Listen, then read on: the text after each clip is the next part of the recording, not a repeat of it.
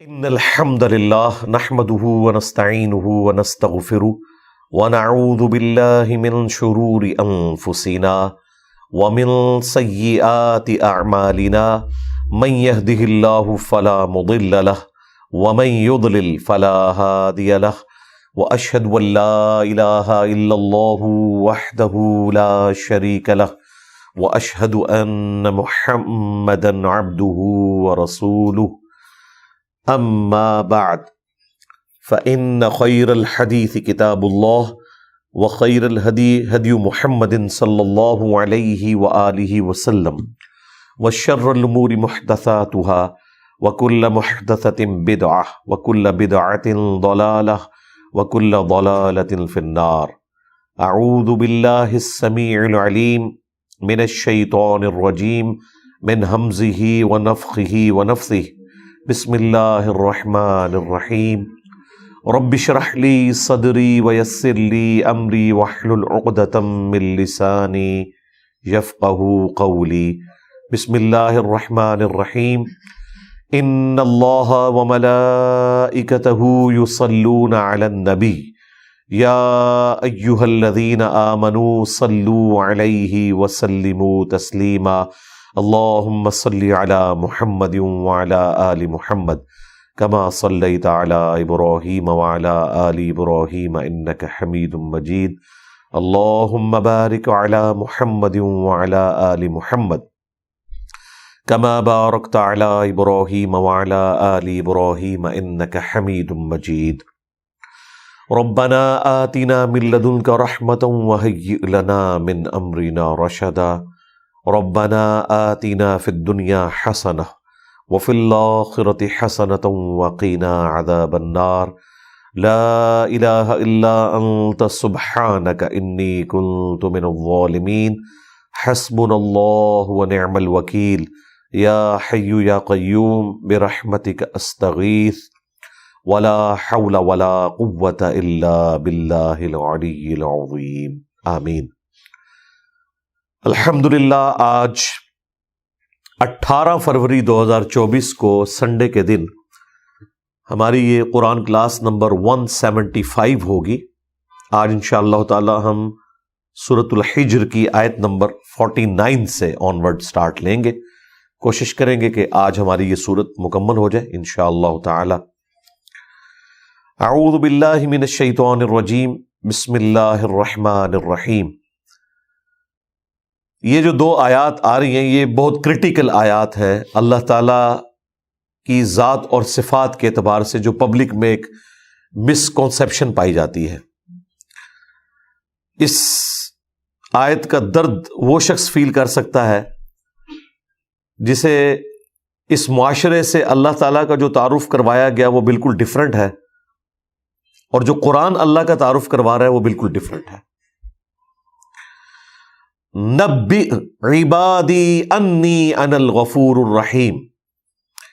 اے میرے محبوب صلی اللہ علیہ وآلہ وسلم میرے بندوں کو یہ خبر دے دو کہ بے شک میں بہت بخشنے والا مہربان ہوں. وَأَنَّ عَذَابِي هُوَ الْعَذَابُ الْأَلِيمُ. اور یہ بھی ساتھ بتا دو کہ جو میرا عذاب ہے وہ بھی انتہائی دردناک ہے. ہمارے معاشرے میں جو ایک پبلک میں کانسیپٹ پایا جاتا ہے نا، وہ جسٹ لائک ایسے ہے کہ اللہ تعالیٰ کوئی بوڑھی نانی اماں ہے جس نے بس یہ کھیل کود کے لیے مخلوقات کو پیدا کیا ہے. At the end of the day اس نے سب کو معافی کر دینا ہے. دیکھیں جی، ماں اپنے بچوں کو آگ میں نہیں جلا سکتی، اللہ تعالیٰ کس طرح اپنے بندوں کو آگ میں جلائے گا. آن دا فیس آف آرگومنٹ یہ باتیں ایک عام آدمی کو بڑی اپیل کرتی ہیں کہ واقعی جی جتنا بھی نافرمان کوئی بچہ ہو ماں کبھی بھی اسے آگ میں نہیں پھینکتی.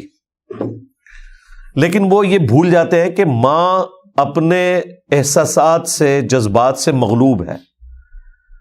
اللہ تعالیٰ کو ماں پر قیاس نہیں کیا جا سکتا، کیونکہ اللہ تعالیٰ اپنے جذبات سے مغلوب نہیں ہوتا. اللہ کو تو کوئی پرواہ نہیں ہے، اللہ تو بے پرواہ ہے. اس کے جذبات کیا انسانوں کی طرح ہیں کہ وہ مغلوب ہو جائے اپنے جذبات سے؟ بالکل ایسا نہیں ہے۔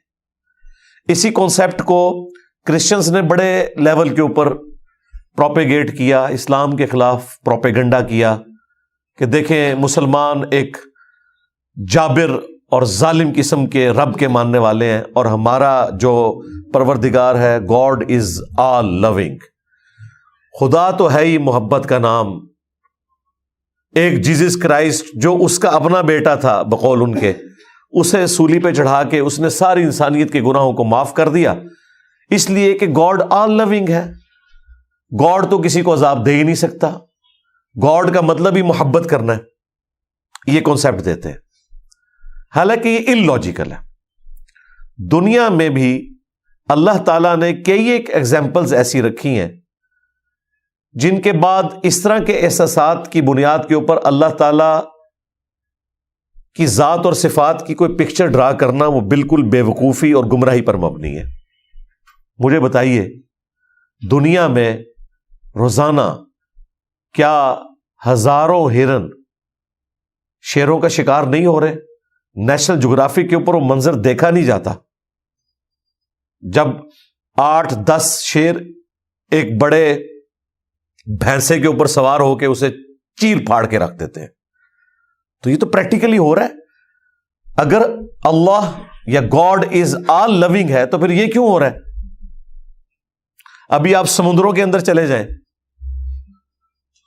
تو صرف ایک چھوٹی ویل مچھلی روزانہ کا آلموسٹ 500 kg گوشت کھا جاتی ہے، اور جو بڑی ویل مچھلی ہیں وہ تو آپ چھوڑ دیں گے کتنا کھاتی ہیں۔ پورے غول چھوٹی چھوٹی معصوم مچھلیوں کے آتے ہیں، وہ ایسے منہ کھولتی ہے سارا کچھ اندر۔ اسی طریقے سے مگرمچھ ہزاروں، جب یہ بڑے بڑے بھینسے اور بھینسیں جو ایک جنگلی ہیں بھینسیں، یہ جب میٹھے پانیوں کو کراس کرتے ہیں تو مگرمچھ پہلے ہی وہاں پہ دھاگ لگائے بیٹھے ہوتے ہیں، پورے وہ بھینسوں کو اپنے جبڑوں میں لیتے ہیں، چیر پھاڑ کے رکھ دیتے ہیں، کئی گدوں کو وہ لیتے ہیں، اور پھر وہ آپ نے دیکھا ہے کہ وہ کس طریقے سے وہ مگرمچھ جب اس کو پکڑتا ہے نا پھر وہ رول کرتا ہے تاکہ اس کی وہ پورا یہ منکا ٹوٹ جائے، ٹکڑے ٹکڑے ہو جائیں، پھر گوشت ایک دوسرے سے چھین کے۔ یہ وہ پریکٹیکل مناظر ہیں جو روزانہ ہزاروں نہیں لاکھوں کی تعداد میں ہو رہے ہیں، جبکہ دوسری طرف انہی جانوروں میں اللہ تعالیٰ نے اپنی اولاد کی محبت رکھی ہوئی ہے۔ چھوٹے چھوٹے جانوروں کے بچے ہیں، کئی بار مائیں قربانی دے دیتی ہیں، اپنے بچوں کو شکاری سے بچاتی ہیں، خواہ وہ شیر کی شکل میں ہو، انسان کی شکل میں ہو۔ لیکن یہ پریکٹیکلی ہمیں نظر آ رہا ہے کہ سارے کا سارا سسٹم پریکٹیکلی تو اس طرح چل رہا ہے۔ اگر ہم گاڈ از آل لونگ مان لیں تو اس اعتبار سے تو پھر کسی جانور کو دوسرے جانور کو نہیں کھانا چاہیے۔ اور آج تو سائنس نے ہمیں یہ بھی بتا دیا کہ پودوں کے بھی احساسات ہیں۔ جو لوگ کہتے ہیں ہم جی ویجیٹیرین ہیں، ہم کوئی جانور ذبح نہیں کرتے، ان سے پوچھیں کیا پودوں کے اندر زندگی نہیں ہے؟ اب تو باقاعدہ انسٹرومنٹس کے ذریعے انہوں نے یہ بھی ڈیٹیکٹ کیا ہے کہ اگر کوئی میوزک بھی چلایا جائے کسی پودے کے پاس، وہ اسے فیل کرتا ہے، اسے رسپانس کرتا ہے، ان میں بھی زندگی ہے۔ اور پھر اس سے بھی بڑھ کر انسانوں میں کیا روزانہ ہزاروں ایسی مائیں پریگنینسی کی تکلیف میں یا کسی اور لا علاج بیماری سے نہیں مر رہی، جن کے 3-3 4-4 چھوٹے چھوٹے بچے ہیں، اور ان کے مرنے کے بعد ان بچوں کے ساتھ کیا ہوتا ہے؟ رشتہ دار ان کو جائیداد کی طرح بانٹ لیتے ہیں کہ بڑے والا بچہ پھوپھی لے لے، اسے چھوٹے والا خالہ کو دے دو، ایک بچی اس کے حوالے کر دو۔ یہ ہمارے معاشرے میں ہوتا ہے، کیونکہ اگر مرد نے دوسری شادی کرنی ہے تو دوسری عورت اس طریقے سے ایکسیپٹنس نہیں دیتی، یا اگر دے بھی تو سوتیلی ماں اس طرح کا ظلم کرتی ہے کہ وہ بچپن سے ہی مینٹل ماڈل ہی بچوں کے بدل جاتے ہیں۔ وہ جب بڑے ہوتے ہیں تو وہ اس طریقے سے ریئیکٹ کرتے ہیں کہ انسان کہتا ہے کہ یار اس کی تربیت کہاں ہوئی ہوئی ہے۔ تو کیا دنیا میں وہ اللہ جو اپنی مخلوق سے محبت کرتا ہے ہزاروں ماؤں کو جن کے چھوٹے چھوٹے بچے ہیں موت نہیں دے رہا؟ اگر گاڈ از آل لونگ ہے، ہم تو کبھی اپنے دشمن کے لیے بھی یہ تصور نہ کریں کہ اس کے چھوٹے چھوٹے بچے ہوں اور ان کی ماں مر جائے، لیکن اللہ تعالیٰ تو یہ سب کچھ کر رہا ہے۔ اس کا مطلب ہے کہ یہ کانسیپٹ ہی بیسیکلی غلط ہے، گاڈ از آل لونگ۔ اللہ تعالیٰ اپنے معاملات میں بالکل اسٹریٹ فارورڈ ہے، اللہ اس سے محبت کرتا ہے، اس کی عزت افزائی کرتا ہے۔ جو وقت کے پیغمبر کی آواز کے اوپر لبیک کہتے ہیں اللہ کے تابع فرمان ہوتے ہیں، اور جو اللہ کے باغی ہیں نا ان کے لیے آخرت کا عذاب ہے۔ دنیا میں اللہ نے اپنے نیک بندوں کو کئی تکلیفوں میں ڈالا ہے، تو جو اس کے دشمن ہے، اب یہ کہنا کہ ابو جہل سے اللہ تعالیٰ 70 ماؤں سے بڑھ کر محبت کرتا ہے، نہیں، وہ تو اللہ کا دشمن ہے، پیغمبر کا دشمن ہے۔ تو یہ اپنا کانسیپٹ کلیئر کریں۔ یہ آیت قرآن کی یہ جو جوڑا ہے، نبی عبادی، میرے بندوں کو خبر دے دو، انی انا الغفور الرحیم، کہ بے شک میں بخشنے والا مہربان تو ہوں، لیکن وَأَنَّ عَذَابِي هُوَ الْعَذَابُ الْأَلِيمُ، جو میرا عذاب ہے وہ بھی انتہائی دردناک ہے۔ ہاں، یہ ذہن میں رکھیے گا۔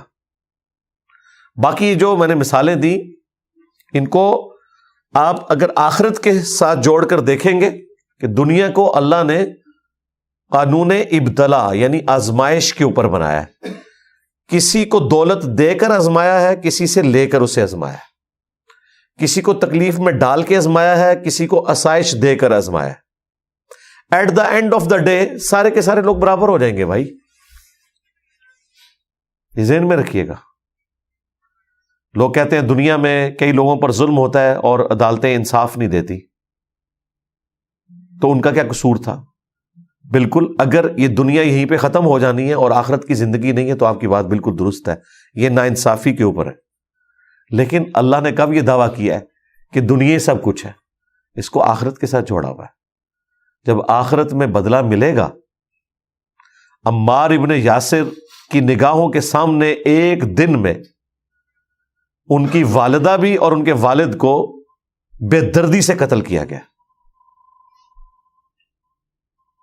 اور ابو جہل کے اسی طریقے سے ٹکڑے کیے جاتے حضرت عمار ابن یاسر کے سامنے، تب بھی ان کا غصہ ٹھنڈا ہو سکتا تھا۔ تو دنیا میں تو نہیں ہوا،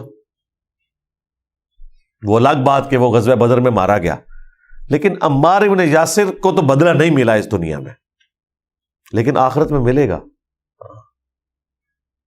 آپ اس منظر کو سوچ سکتے ہیں کہ عمار ابن یاسر کو باندھا ہوا ہے اور ان کی والدہ سمیہ کو سامنے 2 ٹانگوں سے مختلف اونٹوں کے ساتھ باندھا گیا اور مخالف سمت میں بھگائے گئے اور جسم کے 2 ٹکڑے کر دیے۔ میں تو کہتا ہوں کہ یہ تو انسان اپنی قبر تک سین نہیں بھلا سکتا جس کی آنکھوں کے سامنے یہ سین ہو جائے۔ والد کو قتل کر دیا گیا، ایک دن میں ماں باپ چھین لیے، اور اتنا سٹرونگ قبائلی سسٹم میں بانڈ ہوتا تھا، اور بچہ بھی اکلوتا۔ اسلام کے پہلے شہداء ہیں حضرت عمار کے والدین، حضرت یاسر اور سیدہ سمیہ رضی اللہ عنہما وعلیہم السلام۔ لیکن آخرت میں بدلہ ملے گا۔ دنیا کی کوئی عدالت ہٹلر کو 60 لاکھ یہودیوں کے قتل کے بدلے میں 60 لاکھ دفعہ، یا چلیں کوئی کہتے ہیں جی 6 لاکھ ہے، جی 6 لاکھ بھی مان لیں، کوئی چھوٹا فگر نہیں ہے، ہولوکاسٹ میں دوسری جنگ عظیم کے اندر 6 لاکھ دفعہ پھانسی نہیں دے سکتی دنیا کی کوئی عدالت۔ لیکن اللہ تعالیٰ اس بات پر قادر ہے کہ قیامت کے دن ہر اس مظلوم یہودی کے بدلے میں جس کو ہٹلر نے قتل کیا، 6 لاکھ دفعہ ہٹلر کو زندہ کیا جائے اور اس موت کی تکلیف سے گزارا جائے۔ تو آخرت کے ساتھ جوڑیں گے تو یہ پرفیکٹ نظام ہے۔ اسی طریقے سے اللہ تعالیٰ کا یہ تعارف کروانا کہ اللہ تعالیٰ صرف رحمت ہی رحمت ہے، نہیں، وہ غضب بھی فرماتا ہے۔ اور قرآن پورے کا کانسیپٹ یہ ہے کہ اللہ تعالیٰ رحمت فرماتا ہے اپنے بندوں پر جو اللہ کی طرف رجوع لائیں، یا غلطی ہو جائے تو فوراً توبہ کر لیں۔ پورے قرآن میں جو توبہ کا کانسیپٹ ہے نا، وہ صرف اتنا ہے کہ کوئی بھول کر غلطی کر بیٹھے اور اللہ کی طرف رجوع لے آئے، میرا چیلنج ہے قرآن میں مجھے کوئی آیت دکھائیں جس میں آیا ہو کہ خوب بغاوت کرو انشاءاللہ قیامت والے دن اللہ تعالیٰ معاف کر دے گا. قرآن میں تو ایسا کوئی کنسپٹ ہی نہیں. قرآن تو کہتا ہے بغاوت ہو ہی نہیں سکتی، اور اگر ہوئی ہے فوراً رجوع لاؤ، اس کے بعد اللہ تعالیٰ کو غفور رحیم پاؤ گے. قرآن بیلنس کرتا ہے. عام لوگوں سے ہم پوچھتے ہیں نا، لوگ کہتے ہیں جی قرآن تو اللہ کی رحمت ہی رحمت ہے جی، پڑھے ہے جی. نہیں جی، میں نے کئی دفعہ یہ واقعہ سنا ہے کہ یہ آلموسٹ کوئی 2010-11 کی بات ہے. ہمارے محلے میں ایک مدرسہ اہل حدیث کا، وہاں ایک آنٹی ہیں جو ڈاکٹر فرحت ہاشمی کی کلاس فیلو ہیں، تو وہ ہر سال دورہ قرآن رمضان میں کرواتی ہیں. تو میں نے اپنی وائف کو کہا کہ بچوں کو میں دیکھوں گا، چھوٹے چھوٹے بچے تھے، تم یہ کلاس صبح 8-9 سے لے کے کوئی 1 بجے تک ہوتی تھی، روزانہ 1 پارہ. تم ایک دفعہ قرآن اس ماحول میں کور کرو. گھر بیٹھ کے بھلا انسان نیت کرے میں روزانہ اتنا پڑھوں گا، نہیں. پورے ڈیکورم میں جب آپ سامنے بیٹھتے ہیں، ترجمہ ہو رہا ہوتا ہے، پھر ایک ٹیچر آپ کو بریف کر رہی ہوتی ہے، پھر کلاس کا ایک ڈیکورم ہوتا ہے. تو اس نے جب قرآن پڑھ لیا سارے کا سارا الحمدللہ، تو میں نے اس سے جو پہلا سوال پوچھا وہ یہ تھا کہ بتاؤ تم نے اس سے کیا گین کیا. تو اس نے ایک جملے میں، جسے کہتے ہیں سمندر کوزے میں بند کرنا، اس نے کہا کہ جس خدا کا تعارف مجھے اس معاشرے نے کروایا تھا اور میرے ماں باپ نے کروایا تھا وہ کوئی اور خدا تھا، اور جو قرآن کے اندر خدا بول رہا ہے وہ کوئی اور ہے. میں نے کہا کیا مطلب؟ اس نے کہا اللہ تعالیٰ تو بہت سخت ہے، ہمیں تو بتایا گیا تھا اللہ تعالیٰ رحمت ہی رحمت ہے. قرآن تو یہ بتا رہا ہے کہ اللہ رحمت اس کے لیے جو باغی نہ ہو، یا اگر بغاوت کر بیٹھے تو فوراً رجوع لائے تو اللہ اسے معاف کر دے گا. قرآن میں یہ کہیں نہیں ہے کہ کام چک کے رکھو اللہ تعالیٰ معاف کر دے گا. توبہ کی جتنی آیات ہیں، میں نے توبہ کے اوپر کئی ایک ویڈیوز ریکارڈ کروائی ہیں، ان میں کراس ریفرنس کے طور پہ میں نے کافی آیات کور کی. سورۃ النساء میں بھی، سورۃ النحل کے اندر بھی. سورۃ النحل کے اینڈ پہ جا کے یہ آیت آتی ہے جس میں اللہ تعالیٰ نے کانسیپٹ کلیئر کر دیا ہے. پارہ نمبر 14 کے اینڈ پہ جا کے آیت نمبر ہے 119.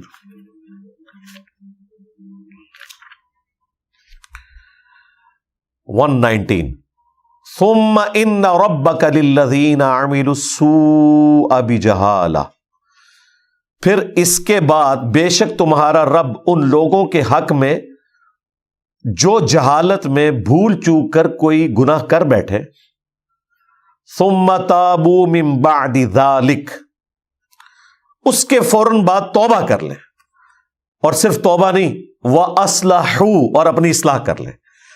پاکستان، انڈیا، بنگلہ دیش میں توبہ یہ ہے کہ ٹھیک ہے توبہ کرو پھر کام چک کے رکھو، اصلاح کی ضرورت ہی نہیں. توبہ کی تسبیح پھیر لو 100 دفعہ.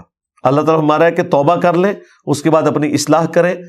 ان ربک، بے شک تیرا رب، من بعدہا لغفور الرحیم، یہ سب کچھ کرنے کے بعد اس شخص کے حق میں غفور الرحیم ہے کہ جو جہالت میں کبھی گناہ کر بیٹھے فوراً توبہ کرے اور اپنی اصلاح کر لے. دنیا میں بھی ایسا ہی ہوتا ہے. مجھے بتائیں جس کا ٹریفک سگنل کے اوپر، اوور سپیڈنگ کے اوپر 1500 یا 2000 روپے کا جرمانہ ہو جائے تو کیا اس کے بعد پھر وہ سپیڈ لگاتا ہے؟ نہیں، وہ توبہ تو کرتا ہے، جرمانہ بھی دیتا ہے اور اپنی اصلاح بھی کرتا ہے، کیونکہ اسے پتہ چل جاتا ہے کہ بھائی یہ تو مجھے اور دینے پڑ جائیں گے. جس شخص کا ایک دفعہ گرم استری سے ہاتھ جل جائے نا، وہ ٹھنڈی استری کو بھی ڈائریکٹ ہاتھ نہیں لگاتا جب تک انشور نہ کر لے. یہ ہے اصلاح کرنا. تو یہاں پہ ہمیں خدا کا تعارف یہ کروایا گیا کہ بس ٹھیک ہے، اس نے اینڈ پہ سب کو چھوڑ ہی دینا، یہ تو ابھی شغل میلہ لگایا ہے، دیکھو جی اللہ نو ساڑیاں نمازاں نہیں چاہیے دیا. یار مجھے بتاؤ قرآن نے کب کہا ہے کہ اللہ کو آپ کی نمازیں چاہیے؟ تو یہ خام خواہ سے خود سے مقدمہ اللہ کے اوپر آپ نے ڈال دیا. اللہ تو کہہ رہا ہے تمہیں تمہارے لیے نمازیں چاہیے. اللہ کو تو کوئی حاجت نہیں نمازوں کی، لیکن اس کا یہ مطلب نہیں کہ تم نے بغاوت کی زندگی گزارنی ہے. تمہارے لیے تو چاہیے نا، تمہیں اپنے لیے تو چاہیے. اللہ کو تو فرق نہیں پڑتا لیکن تمہیں فرق پڑ جائے گا، تیرا بیڑا ڈوب گیا اگر تو نے وقت کے پیغمبر کو رسپانس نہ کیا۔ تو اللہ تعالیٰ اپنا تعارف بالکل کلیئر کٹ بتا رہا ہے، بیلنس کر کے، میں بخشنے والا مہربان ہوں لیکن میرا عذاب بھی بہت دردناک ہے۔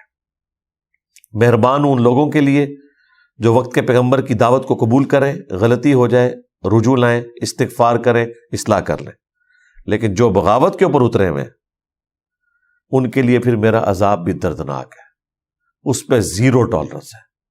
صحیح بخاری میں حدیث ہے، نبی علیہ السلام ایک چوراہے سے گزرے، کچھ اصحاب آپس میں مزاح کر رہے تھے اور ہنس رہے تھے، آپ کھڑے ہو گئے، آپ نے ان کی طرف دیکھ کے فرمایا جو کچھ میں جانتا ہوں نا اگر تم جانتے ہوتے بہت کم ہنسا کرتے، زیادہ رویا کرتے۔ نبی علیہ السلام کو تو پتا تھا کہ آندہ کیا ہونے والا ہے انسان کے ساتھ، اگر اسے آخرت کی فکر ہے، اگر اسے آخرت کی کوئی فکر نہیں، ٹھیک ہے، پھر عقل نہ ہوئے تھے موجہ ہی موجہ، عقل ہوئے تھے سوچے ہی سوچا، جسے پتہ نا اس کے ساتھ کیا ہونے والا ہے تو وہ پھر اس طرح جانور والی زندگی بغاوت کے اوپر مبنی نہیں گزار سکتا۔ مجھے بتائیں دنیا میں کسی کسان کو لاکھ کوئی ایک تسلی دے کہ بھائی اللہ کی رحمت بہت بڑی ہے، تمہیں نہ تو ہل چلانے کی ضرورت ہے زمین میں، نہ کوئی دانہ ڈالنے کی ضرورت ہے، نہ کھاد ڈالنے کی ضرورت ہے، اللہ روزی دینے والا ہے، اپنی زمین کو اللہ کے آسرے پہ چھوڑ دو، خود بخود بارش ہوگی، اس میں سے گندم نکلے گی، گندم پھر پک جائے گی تو پھر اسے کاٹ لینا، تمہارے سال کے دانے پورے ہو جائیں گے۔ اگر کوئی کعبے کی چھت کے اوپر کھڑا ہو کے بھی امام کعبہ بھی کسی کسان کو یہ سمجھائے، وہ کہے گا جناب امام کعبہ صاحب جاؤ اپنا کام کرو، کوئی گل کرنے لی کرو۔ اچھا دنیا میں ہم کتنے سمجھدار ہیں، کسی شخص کا مرتبہ، کسی شخص کا رعب ہمیں کبھی اس بات پہ قائل نہیں کرے گا کہ ایسا ہوتا ہے، کیونکہ ہمیں پتہ ہے بھی میری دنیا کا نقصان ہو رہا ہے، اور جہاں آخرت کا نقصان ہو رہا ہے وہاں بھلے آپ کو ہزاروں لوگ بتائیں کہ بھائی اس طرح نہیں ہے، اللہ تعالیٰ نے پکڑ لینا ہے، وہاں کہیں کہ جی وہ جی میرا اور اللہ کا معاملہ ہے، تو اپنی قبر ہی جانا ہے، میں اپنی قبر ہی جانا ہے۔ یہ سوال کا جواب دے رہے ہوتے ہیں۔ اس کا مطلب آپ کو پتہ ہے یہ کتنا خطرناک ہے؟ جو شخص آپ کو آ کے آپ کی آخرت کی فکر دلاتا ہے نا، وہ اللہ کا نمائندہ بن کے آیا ہے، وہ اس کے پیغمبر کا ڈاکیا بن کے آیا ہے۔ یہ جب آپ کسی انسان کو کہتے ہیں نا کہ جا تو اپنا کام کر، تو نے اپنی قبر میں جانا ہے، میں نے اپنی قبر میں، گویا آپ یہ پیغمبر کو میسج دے رہے ہوتے ہیں کہ آپ کے نمائندے کی مجھے کوئی ضرورت نہیں ہے۔ یہی وہ لوگ ہیں جو رسول اللہ کے زمانے میں ہوتے ہیں نا تو انہوں نے ابو جہل بننا تھا، کیونکہ کوئی شخص اپنے مفاد کی خاطر تو آپ کے پاس نہیں آیا۔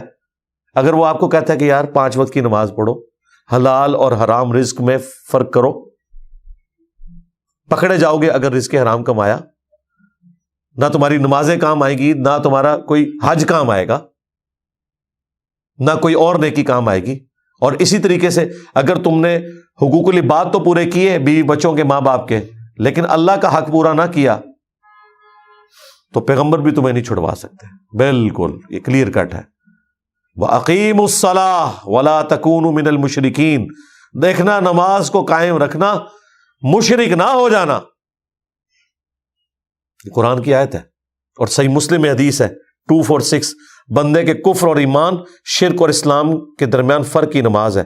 یعنی پاکستان کے شناختی کارڈ میں تو بے نمازی مسلمان ہو سکتا ہے، اللہ کے ہاں وہ مسلمان ہی نہیں ہے۔ جب مسلمان ہی نہیں ہے تو کون سی شفاعت اور کون سی رحمت؟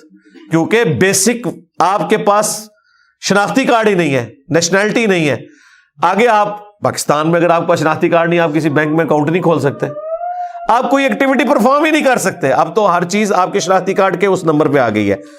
تو اسلام کا شناختی کارڈ ہی اگر ختم ہو گیا، کسی شخص نے خدا کو نان سیریس دیا، تو آگے اس نے کیا کرنا ہے؟ نبی علیہ السلام نے فرمایا اسلام کی بنیاد ہی 5 چیزوں کے اوپر ہے۔ اللہ اور اس کے رسول کی شہادت دینا پہلے نمبر پہ، دوسرے نمبر پہ 5 وقت کی نماز کو قائم کرنا، پھر زکوٰۃ دینا، اور پھر حج کرنا اگر استطاعت ہو، اور 5ویں نمبر پہ رمضان شریف کے روزے رکھنا۔ اس کے بغیر تو اسلام ہے ہی نہیں، عمارت ہی، یعنی بنیاد جب اس کے اوپر ہے، جب بنیاد ہی نہیں ہے تو عمارت نیچے آ جائے گی۔ یہاں لوگ کہتے ہیں خیر ہے اللہ نے آخر میں بخش ہی دینا ہے، ایک پھیرا ہی لگے گا جی. توبہ توبہ توبہ. سورۃ الفرقان میں اللہ تعالیٰ نے فرمایا کہ جہنم ایک لمحے کے لیے بھی بری جگہ ہے اور ہمیشہ رہنے کے لیے بھی بری جگہ ہے. ہاں جہنم تو بہت بڑی چیز ہے. وَلِعَوْذُ بِاللَّهِ تَعَالَى اللہم اجرنا من النار. بخاری مسلم میں حدیث ہے کہ جہنم کی آگ دنیا سے 70 گنا تیز ہے. دنیا میں کوئی شخص موم بتی کے فلیم کے اوپر 1 منٹ کے لیے اپنا ہاتھ نہیں رکھ سکتا ایسے. اور یہ شخص کہہ رہا ہے جی ایک پھیرا لگے گا. اور یار جو موم بتی کے اوپر ہاتھ نہ رکھ سکے اس کا اتنی دیدہ دلیری کے ساتھ کہنا ایک پھیرا لگے گا، ایک پھیرے والی تو بات ہی نہیں بھائی. جب تک سارے گناہوں کا عذاب نہیں کوئی بھگتے گا وہ کبھی بھی جہنم سے نہیں نکالا جائے گا. نبی الاسلام کی بھی جو شفاعت ہے وہ کنسیشن ہوگی، یعنی کسی نے 10,000 سال رہنا ہے تو چلو 1,000 سال اس کا معاف ہو جائے گا. بچنا کسی نے نہیں ہے، سیدھی سی بات ہے. تو یہ بالکل واضح آیات ہیں اور نبی الاسلام کو کہا جا رہا ہے نبی، خبر دے دو. نبی بھی ہوتا ہے جو خبر دینے والا ہوتا ہے. عبادی، میرے بندوں کو، انی انا الغفور الرحیم، کہ بے شک میں بہت بخشنے والا مہربان ہوں، لیکن وَأَنَّ عَذَابِي هُوَ الْعَذَابُ الْأَلِيمُ، اور بے شک جو میرا عذاب ہے وہ بھی انتہائی دردناک ہے. اللہم انا نعوذ بک من عذاب جہنم ومن عذاب القبر ومن فتنة المحیا والممات ومن شر فتنة المسیح الدجال. یہ چونکہ آیت بہت کریٹیکل تھی، اس طرح کی جہاں جہاں آیات کریٹیکل قرآن میں آئی ہیں نا، میں ان کے اوپر تفصیلاً گفتگو کرتا ہوں تاکہ اس کو آپ آسانی سے یوں گزار نہ دیں. ویسے تو قرآن پورے کا پورا ہی امپورٹنٹ ہے، لیکن اس میں بھی 6,500 آیات میں سے چند درجن آیات ایسی ہیں جو اپنے اندر وہ مضمون سموئے ہوئے ہیں کہ جو اسٹیبلش دین ہے اس سے بالکل مختلف ہے، جس کو ہم نے دین بنایا ہوا ہے. اللہ تعالیٰ اپنے معاملات میں بالکل سخت ہے. اب میرے بھائیوں آگے مسلسل آلموسٹ 15-20 آیات ایک کریٹیکل ٹاپک کے اوپر ہے، اور وہ ہے قوم لوط کی جو تباہی. اس سے پہلے حضرت ابراہیم علیہ السلام کا بھی مختصر سا ذکر آئے گا، اور ان کو جو اللہ تعالیٰ کی طرف سے بشارت دی گئی اولاد کی، اور وہ فرشتے جو بشارت لے کے آئے تھے وہ ساتھ یہ خبر بھی دینے آئے کہ ہم اللہ تعالیٰ کی طرف سے کسی قوم پر مسلط ہو رہے ہیں، ان کو عذاب دینے لگے ہیں، اور وہ قوم لوط ہے. تو یہ بڑا انٹرسٹنگ واقعہ ہے، قرآن میں کئی ایک مقامات پہ آیا ہے، یہاں بھی ذرا تفصیل کے ساتھ آیا ہے. وَنَبِّئْهُمْ عَنْ ضَيْفِ إِبْرَاهِيمَ، اور اے نبی انہیں خبر دے دیجئے ابراہیم کے مہمانوں کی. وہ مہمان کون تھے؟ فرشتے تھے، انسانی شکل میں آئے ہوئے تھے. اذ دخلوا علیہ، جب کہ وہ داخل ہوئے ان پر، ان کے گھر آئے، فقالوا سلاما، تو انہوں نے کہا آپ پر سلامتی ہو. اچھا یہ جو سلام ہم ایک دوسرے کو کرتے ہیں نا، اس کے لیے صرف السلام علیکم کا صیغہ نہیں ہے، سلام علیکم بھی کہہ سکتے ہیں، السلام علیکم بھی کہہ سکتے ہیں، صرف السلام بھی کہہ سکتے ہیں، اور سلامہ بھی کہہ سکتے ہیں. یہ سارے الفاظ ہیں. بیسیکلی آپ سلامتی بھیجتے ہیں، سلامتی کی دعا دیتے ہیں. اور دیکھیں یہ کتنی خوبصورتی ہے، رات کے اندھیرے میں 2 اجنبی لوگ آمنے سامنے آ جائیں. اس قبائلی سسٹم میں بھی جہاں لوگ ایک دوسرے سے مال چھین لیتے تھے تلوار کے زور کے اوپر، اور آج کے اس ماڈرن دور میں بھی جب کہ اسٹریٹ کرائم اتنے ہو چکے ہیں، تو اجنبی لوگ گزرتے ہوئے ایک دوسرے کو السلام علیکم کہیں تو فوراً دل کا خوف ختم ہو جاتا ہے. سلامتی بھیج رہے ہیں نا ایک دوسرے. یہ ایک آزمائی ہوئی چیز ہے. تو یہ گریٹنگز سکھائی ہیں اسلام نے. ایون یہ جنت میں بھی اللہ تعالیٰ نے سورہ یونس میں فرمایا کہ وہاں پہ بھی جنتی جب ایک دوسرے کو ملیں گے سلام بھیجیں گے. اور اس سے بھی بڑھ کر اللہ کا نام ہے. آپ ہر فرض نماز کے بعد کیا کہتے ہیں؟ اللہم انت السلام، اے اللہ تو سلامتی ہے، سراپا سلامتی ہے، ومنک السلام، اور سلامتی تیری طرف سے ہے.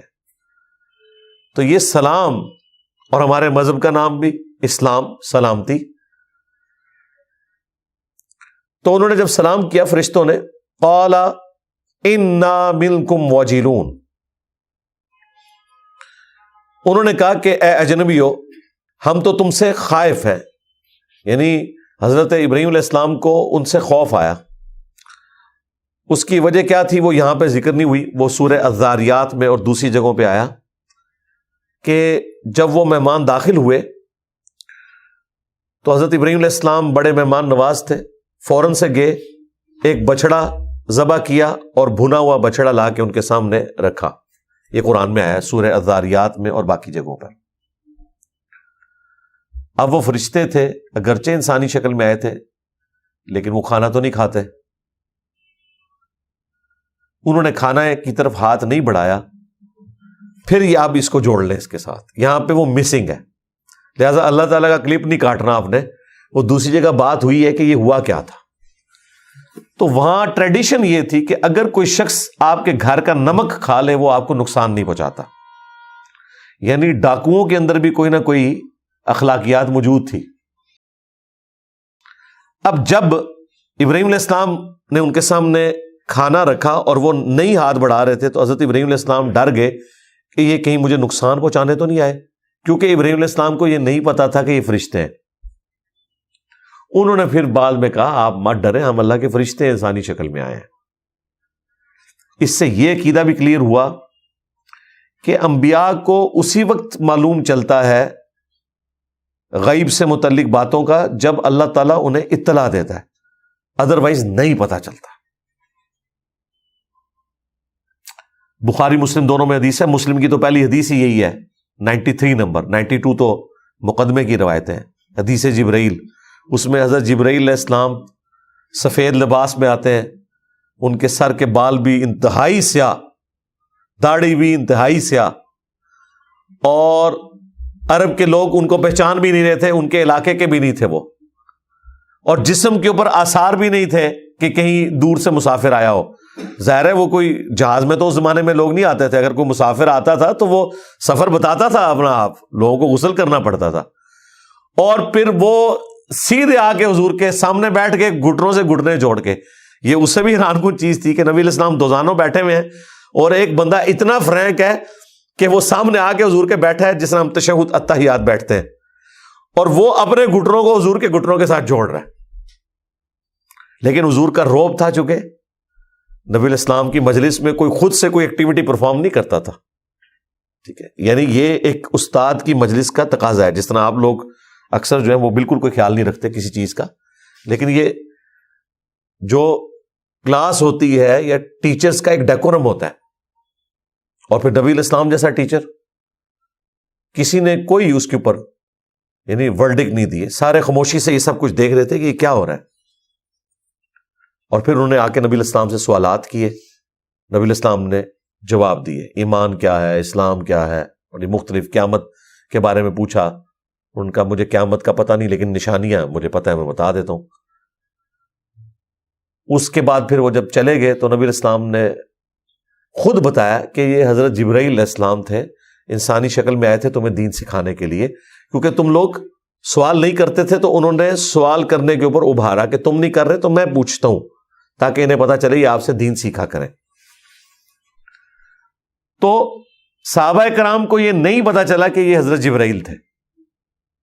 اگر حضرت ابو بکر، عمر، عثمان و علی کو حضور کی مجلس میں بیٹھے ہوئے بھی نہ پتا چلے کہ یہ جو شخص سامنے بیٹھا ہے یہ انسان نہیں ہے، فرشتہ ہے، تو بابت شاہی کوئی نہیں. ہاں یہ بات ہے. یہ لوگ بزرگوں کے بارے میں پتہ نہیں کیا کچھ کلیم کرتے ہیں جی، وہ دل کے حال جان لیتے ہیں. میں نے کہا یار چھڑ دو دل کے حال، میں اپنی میکینیکل انجینئرنگ کا فارمولہ لکھ کے دیتا ہوں، کوئی دیکھ کے پڑھ کے مجھے بتا دے.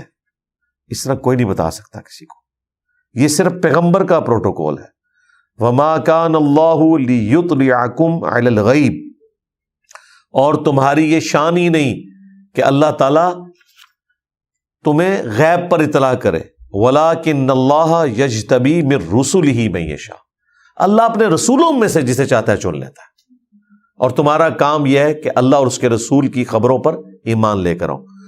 رسولوں کے سوا کوئی شخص کوئی غیبی خبر نہیں دے سکتا، کیونکہ ان کے اوپر وحی نازل ہوتی ہے. اب ابراہیم علیہ السلام کو نہیں پتا چلا، وہ خائف ہو گئے کہ میرا نمک نہیں کھا رہے، کہیں مجھے نقصان پہنچانے تو نہیں آئے۔ قالوا لا توجل، تو انہوں نے کہا مت ڈریے، انا نبشرک بغلام علیم، بے شک ہم آپ کو خوشخبری دینے کے لیے آئے ہیں ایک بچے کی جو کہ علم والا ہوگا، اور یہ بچہ سیدنا اسحاق علیہ السلام تھے جو حضرت سارہ سے پیدا ہوئے۔ ان سے پہلے سیدہ ہاجر، جن کو آپ لوگ غلطی سے ہاجرہ کہتے ہیں، وہ لفظ ہاجر ہے، ان سے اسماعیل علیہ السلام پیدا ہو چکے ہوئے تھے، بعد میں حضرت اسحاق علیہ السلام پیدا ہوئے۔ اور دوسری جگہ تو آتا ہے کہ اسحاق کے ساتھ ہی ان کے بیٹے یعقوب کی بھی بشارت دے دی کہ پوتا بھی ہوگا آپ کا۔ اب یہ خوشخبری مل رہی ہے ایک ایسے شخص کو جس کی عمر 90 سال سے زیادہ ہو چکی ہوئی ہے، اور ان کی بیوی بھی 80+ ہے۔ اس کے بعد ظاہر نیچرل جواب تھا ان کا۔ دوسری جگہ تو آتا ہے کہ وہاں پہ پھر جو حضرت سارہ کھڑی ہوئی تھی نا، انہوں نے تو سیدھے اپنے ماتھے کے اوپر یوں ہاتھ مارے کہ یہ میں مطلب بوڑھی عورت کیا لوگوں کو منہ دکھاؤں گی کہ اس بڑھاپے میں مجھے اولاد ہوئی ہے، جبکہ میں بالکل بانجھ ہوں۔ اب ظاہر ہے کہ آلموسٹ زیادہ سے زیادہ 50 سال تک عورت جو ہے نا وہ اولاد پیدا کر سکتی ہے، اس کے بعد مینسز کا سلسلہ ختم ہو جاتا ہے، اور یہ بھی زیادہ ہے 45 سے 50 کے درمیان، اور 80 سال کی بڑھیا کسی نے ماننا بھی نہیں ہے۔ تو انہوں نے بشارت دی، انہوں نے کہا بشارت، انہوں نے اپنا ماتھا اس طریقے سے حیرانگی سے مارا، جس سے ہمارے جو اہل تشیع بھائی ہیں انہوں نے رزلٹ نکالا کہ ماتم کیا جا سکتا ہے۔ وہ تو خوشی سے انہوں نے اظہار کیا، اور نہ یہ تھا کہ وہ ہمیشہ یوں کرتی تھی، وہ ایک وقتی طور پہ تھا، انسان کر دیتا ہے اس طرح کا ایکسپریشن دے دیتا ہے۔ قال، تو حضرت ابراہیم علیہ السلام نے کہا ابشرتمونی علی ام مسنی الکبر، کہ تم مجھے اس وقت خوشخبری سنا رہے ہو جبکہ میں بڑھاپے کو پہنچ چکا ہوں۔ فبما تبشرون، تو یہ کیسی خوشخبری ہے کہ میں بوڑھا ہو چکا ہوں۔ دوسری جگہ پہ آتا ہے کہ انہوں نے کہا میں بوڑھا ہو چکا ہوں اور اولاد میری، ان کا اللہ تعالیٰ جو چاہے کر سکتا ہے، ان کا ہاں مجھے پتا ہے اللہ تعالیٰ کر سکتا ہے، لیکن یہ بڑا ایک آکورڈ لگتا ہے ایک بوڑھے بندے کے لیے۔ اچھا، اس سے یہ پتا چلا کہ انبیاء کرام جو ہیں وہ بھی انسان ہوتے ہیں، ان کے جذبات ہوتے ہیں، احساسات ہوتے ہیں، وہ بھی اسی طریقے سے ریئیکٹ کرتے ہیں جس طرح ایک عام انسان کرتا ہے، اسی لیے وہ انسانوں کے لیے رول ماڈل ہوتے ہیں۔ انہوں نے کہا یہ بڑھاپے کے اندر کون سی خوشخبری ہے؟ قالوا بشرناک بالحق، تو فرشتوں نے کہا ہم آپ کو بالکل حق کے ساتھ یہ سچی خوشخبری سنا رہے ہیں۔ فلا تکن من القانطین، تو دیکھیں آپ مایوس لوگوں میں شامل نہ ہو۔ قال ومن یقنط من رحمت ربہ الا الضالون، دیکھیں جی فوراً جوابی کلپ آیا حضرت ابراہیم علیہ السلام کا۔ فرشتوں نے بات ہی بڑی سخت کی تھی، وہ وقت کے پیغمبر کو کہہ رہے ہیں دیکھیں آپ اللہ کی رحمت سے تو مایوس نہ ہو، یہ تو اللہ کا فیصلہ ہے۔ حضرت ابراہیم علیہ السلام کی جو اس طریقے سے ورڈکٹ تھی وہ اس لیے تھی حیرانگی کی تھی، نہ کہ یہ کہ اللہ تعالیٰ اس کے اوپر قادر نہیں ہے یا اس کی رحمت سے بعید ہے کہ وہ کسی بوڑھے کو اولاد نہیں دے سکتا۔ تو جب فرشتوں نے حضرت ابراہیم علیہ السلام کے اوپر یہ جملہ بولا تو انہوں نے پھر اس کو جواب دیا۔ کیا فرمایا؟ کون نا امید ہوتا ہے اپنے رب کی رحمت سے بجوز اس کے کہ جو گمراہ ہو چکا ہو؟ یعنی تم مجھے کہہ رہے ہو کہ میں اللہ کی رحمت سے نا امید نہ ہوں، یہ تو گمراہوں کا کام ہے، میں اللہ کا خلیل ہو کے ایسے کیسے ہو سکتا ہے؟ یہ جو میرا ریئیکشن ہے وہ ایک انسانی ریئیکشن ہے، نیچرل ہے، یہ تو چھوٹا مسئلہ ہے۔ آپ دیکھیں حضرت زکریا علیہ السلام کے بارے میں سورہ مریم میں، سورہ آل عمران میں آیا کہ انہوں نے بڑھاپے میں جا کے دعا کی کہ اے اللہ میرا سر سفید بالوں سے چمک اٹھا ہے، میری اولاد کوئی نہیں ہے، میں بوڑھا ہو چکا ہوں، میری بیوی بھی 5 ہے، پھر بھی مجھے اولاد یعقوب کا ایک وارث دے جو میرے بعد ہیکل سلیمانی میں بیٹھ کے دعوت توحید کا کام آگے چلائے۔ دعا مانگی، اور کلک کہاں سے ہوا آئیڈیا؟ جب بے موسمی پھل دیکھے سیدہ مریم کے حجرے میں کہ اگر مریم کو بے موسمی پھل مل سکتے ہیں تو مجھے بھی اس بڑھاپے میں اولاد مل سکتی ہے. اللہ تعالیٰ یہ فیصلہ فرما سکتا ہے. اب فیصلہ ہو گیا. جب فیصلہ ہوا ہے آ کے فرشتوں نے خوشخبری دی ہے کہ بھائی اللہ تعالیٰ آپ کو یحییٰ نام کا بیٹا دے گا. نام بھی اللہ نے پہلے ہی رکھ دی ہے. ٹھیک ہے. صاحب علم ہوگا, خوف خدا رکھنے والا ہوگا, عورتوں سے پرہیز کرنے والا ہوگا, یعنی انتہائی شرم والا اور اپنی پارسائی کی حفاظت کرنے والا. تو وہاں پھر انہوں نے وہی باتیں شروع کر دی کہ میں تو بوڑھا ہو چکا ہوں, میری بیوی بانجھ ہے, یہ کیسے ہوگا؟ انسان ہے نا. ہو گیا. تو یہ ناشکری کی علامت نہیں ہوتی.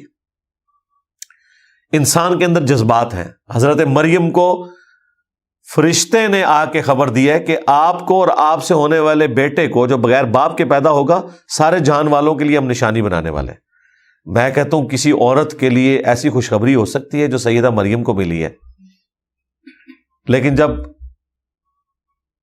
وہ پریگننٹ ہوئی اور پھر جب بچہ ہوا تو انہوں نے کیا کہا کہ اس سے پہلے میں مر کے مٹی ہو جاتی, میں اپنے قبیلے کو کیا منہ دکھاؤں گی. اور وہی قبیلے والوں نے کہا کہ تیرے تو ماں باپ بھی ایسے نہیں تھے, یہ تو بچہ کہاں سے اٹھا کے لے آئی ہے. حالانکہ جبرائیل انسانی شکل میں آ کے بشارت دے چکا ہے. انہیں تو چاہیے تھا کہ وہ کہتی کہ خدا خود ہی بندوبست کرے گا, لیکن وہ وقتی طور پہ انسان ہی ہے. وہ تو پھر اللہ تعالیٰ نے کہا کہ آپ سے جو بھی پوچھے فرشتے کے ذریعے پیغام بھجوایا. آپ نے کہنا کہ میں نے اللہ کے لیے منت مان لی ہے روزے کی.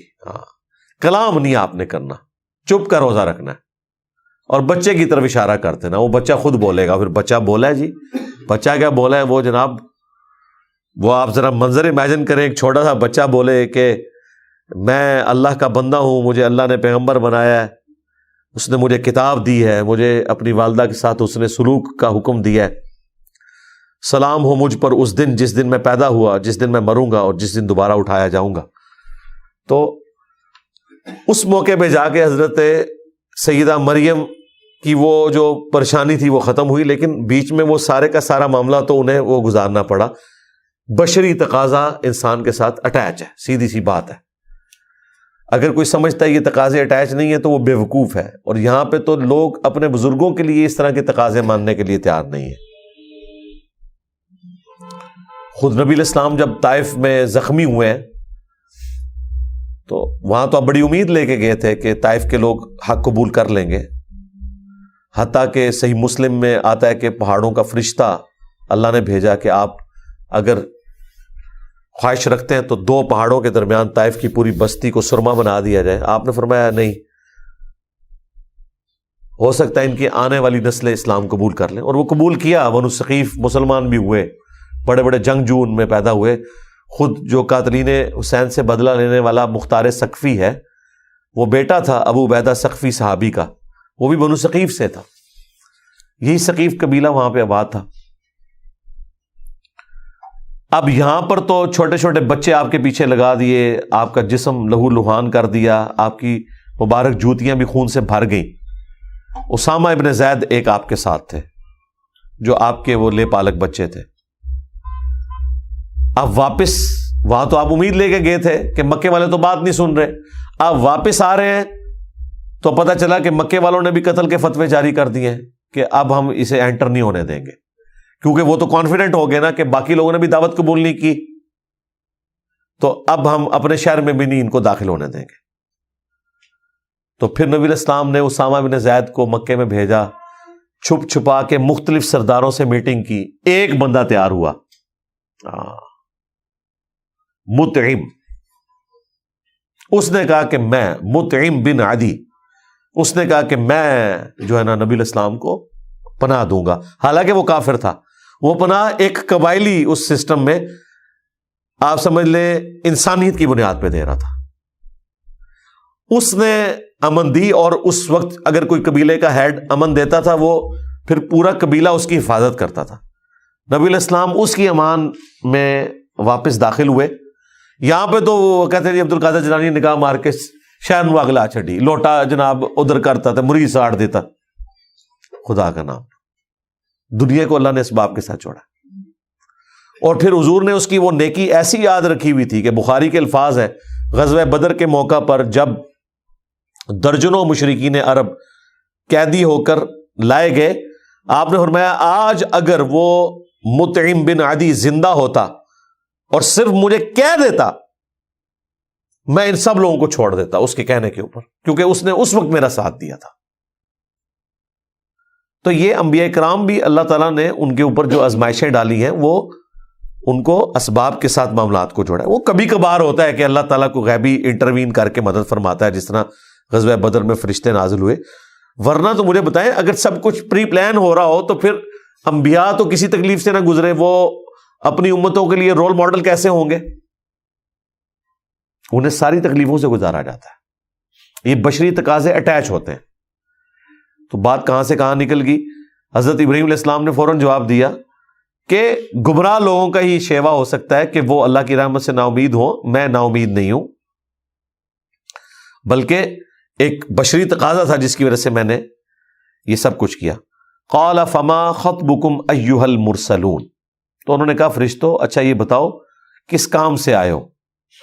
قالوا انا ارسلنا الی قوم مجرمین, انہوں نے کہا بے شک ہمیں بھیجا گیا ہے ایک مجرم قوم کی طرف.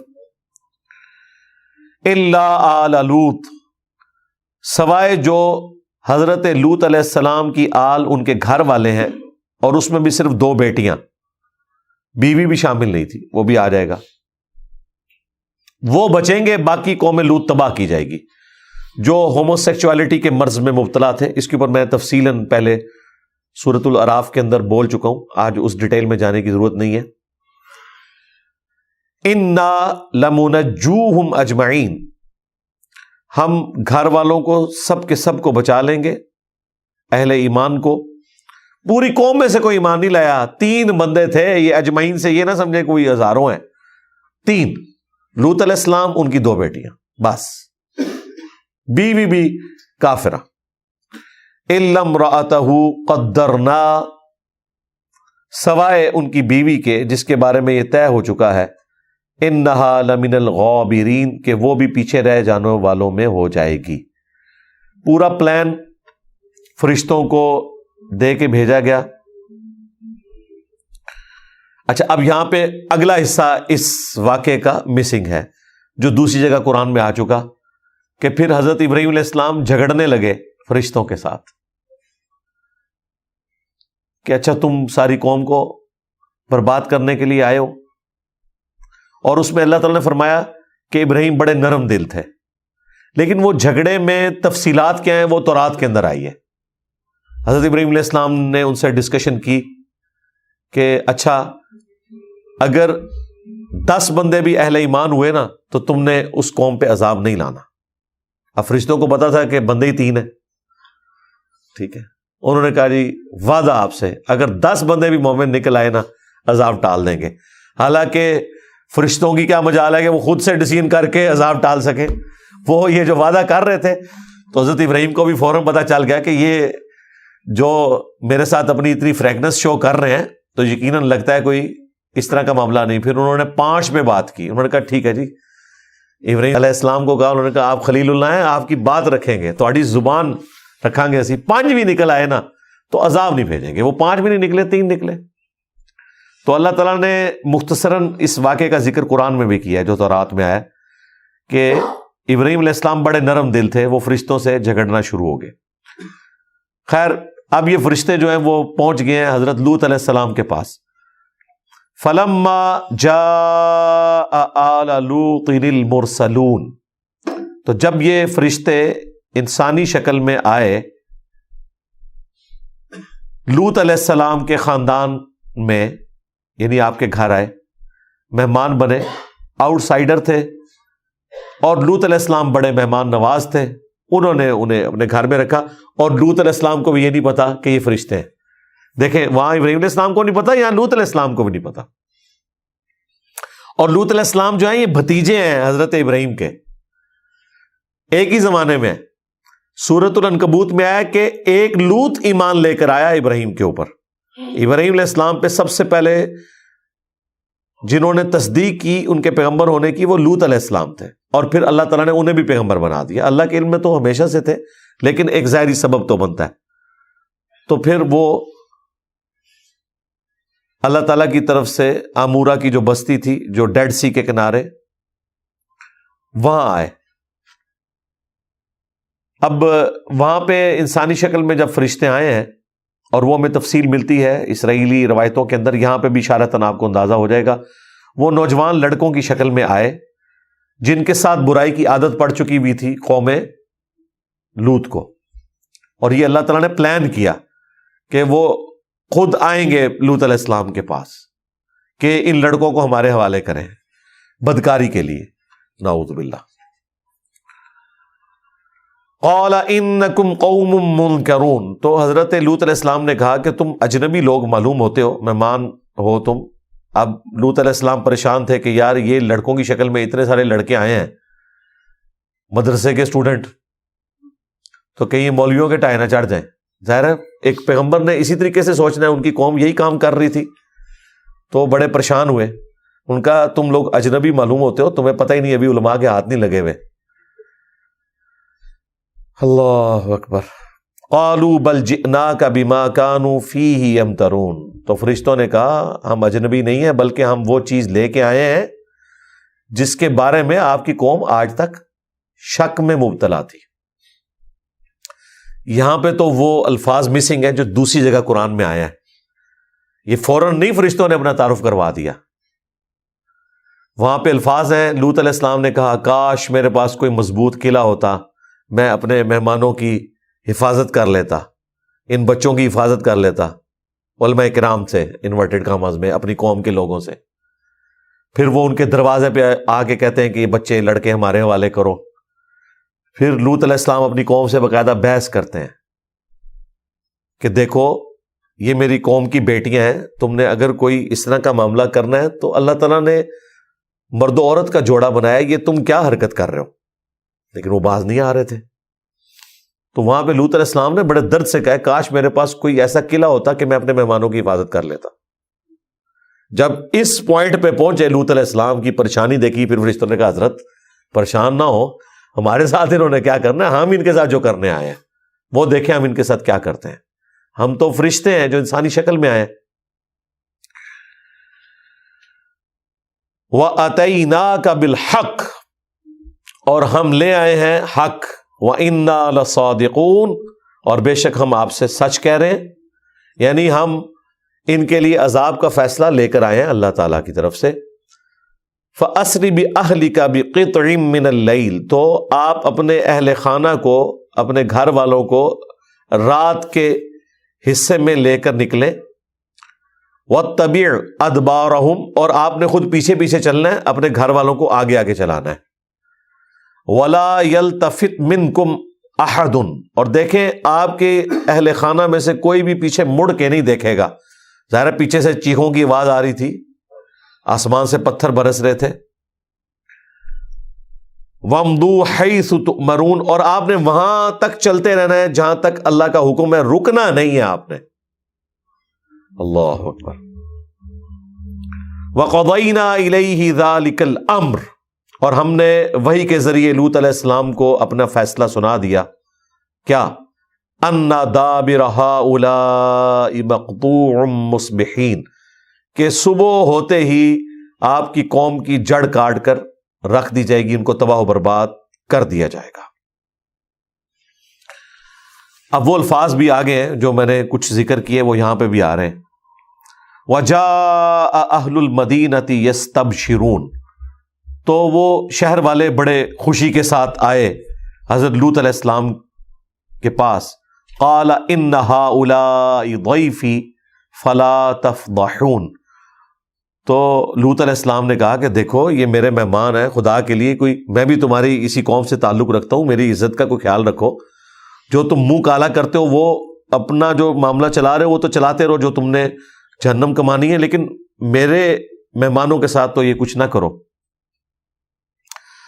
وَاتَّقُوا اللَّهَ وَلَا تُخْزُونِ، اور اللہ سے ڈرو اور مجھے اپنے مہمانوں کے سامنے اس طرح رسوا نہ کرواؤ۔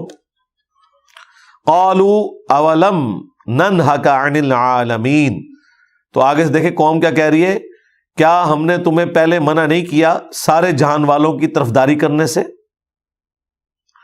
قال ہؤلاء بناتی, تو انہوں نے کہا کہ یہ میری قوم کی بیٹیاں ہیں. ان کنتم فاعلین, اگر تم نے کچھ کرنا ہی ہے تو ان کے ساتھ کوئی تعلق قائم کرو, لیکن ان کے ساتھ ایسا نہ کرو. لعمرک انہم لفی سکرتہم یعمہون, اے محبوب مجھے تیری زندگی کی قسم, وہ لوگ اپنی طاقت کے نشے میں مست ہو چکے تھے اور بہک گئے تھے. فَأَخَذَتْهُمُ الصَّيْحَةُ مُشْرِقِينَ, اور صبح جب سورج نکل رہا تھا, اشراق کا وقت تھا, تو ان کو ایک سخت کڑک نے آ لیا. فَجَعَلْنَا عَالِيَهَا سَافِلَهَا, پس ہم نے ان کی بستی کو زیر و زبر کر کے رکھ دیا, تباہ و برباد کر کے رکھ دیا. وَأَمْطَرْنَا عَلَيْهِمْ حِجَارَةً مِّن سِجِّيلٍ, اور ہم نے آسمان سے ان پر کنکر برسائے. اِنَّ فِي ذَلِكَ لَآيَاتٍ لِّلْمُتَوَسِّمِينَ, بے شک اس واقعے میں عبرت ہے, عبرت کی نشانیاں ہیں ان لوگوں کے لیے جو غور و تفکر کرنے والے ہیں. اللہ تعالیٰ نے جو کچھ ان کے ساتھ کیا اس میں نشانی ہے. ویسے تاریخ میں تو ملتا ہے وہ آتش فشاں پھٹا, ظاہر ہے کوئی ظاہری سبب تو اللہ نے بنایا, اس میں سے پتھر نکلے اور ہر ایک بندے کے حصے کا پتھر تھا جو اسے لگا. لوط علیہ السلام کی بیوی بھی چل رہی تھی, جب اس نے اپنی قوم کی چیخو پکار سنی تو اس نے مڑ کے پیچھے دیکھا اور کہا ہائے میری قوم, تو اس میں بھی آ کے اس کے حصے کا پتھر لگا. ظاہر ہے اس نے بھی مرنا تھا, وہ کافرہ تھی.